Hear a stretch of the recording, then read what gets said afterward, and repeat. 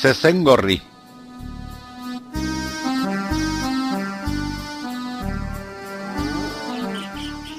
Baditu beste zenbait izen ere.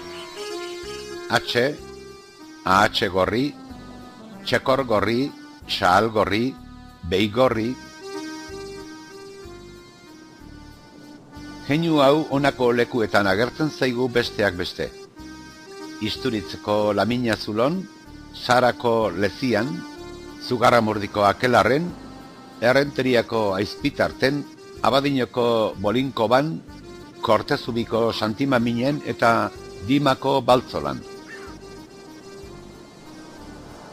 Zezengorrik, izenak dioen bezala, zezengorri baten itxura hartzen du eta sua dariola agertzen zaigu maiz. Batzuetan, sudur zulotik eta ahotik sugarrak botatzen ditu eta honela kiskaltzen ditu bere arerioak. Beste batzuetan aldiz, haitzuloko iluntasunean distiratsu agertzen da zezengorri.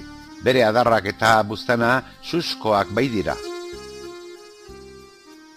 Leizezuloetan bizi da normalean, leku haien zaindari izan ohi baita.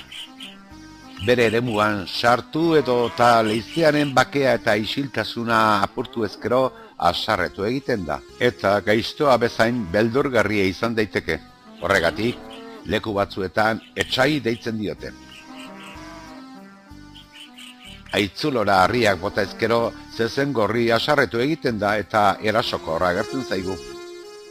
Batzuetan giza irudia ere hartzen du eta hala, bizilekua duen leizetik herrietara jaisten da eta bera mindu edo iraundu duten pertsonak zigortu egiten ditu.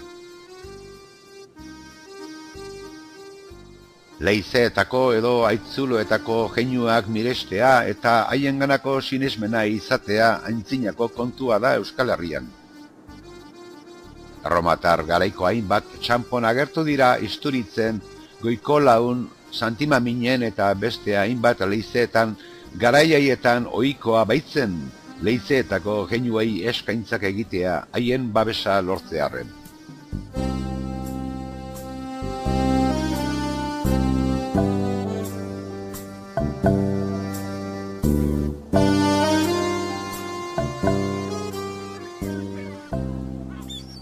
Orozkon kontatzen dute, lapur bat bizi izan zela Itzineko mendian dagoen Atxular aitzuloan. Lapur hark urteetan eginiko lapurretei esker izugarrizko urrepila bildu omen zuen aitzuloaren barruan. Lapurretara beste lurralde batera joan zen batean, hil egin omen zen eta inork ez zekien non gorde zuen bere altxorra. Behin batean, kanpotar batzuk Atxularko leizera joan ziren altxorraren jabe egiteko asmotan, baina hurbildu zirenean, ahotik eta sudurzuloetatik sua zerion zezengorri izugarri bat atera omen zen mehatxuka aitzulotik. Lapurraren espiritua hain zuzen ere. Hurrengo batean, hildako lapurraren ezurrekin joan ziren aitzulora kanpotarraiek eta bertan utzi zituzten. Orduan atera ahal izan zuten altxorra aitzuloko zulo sakonetik. Lapurraren gorpuak betiko atsedena lortu baitzuen.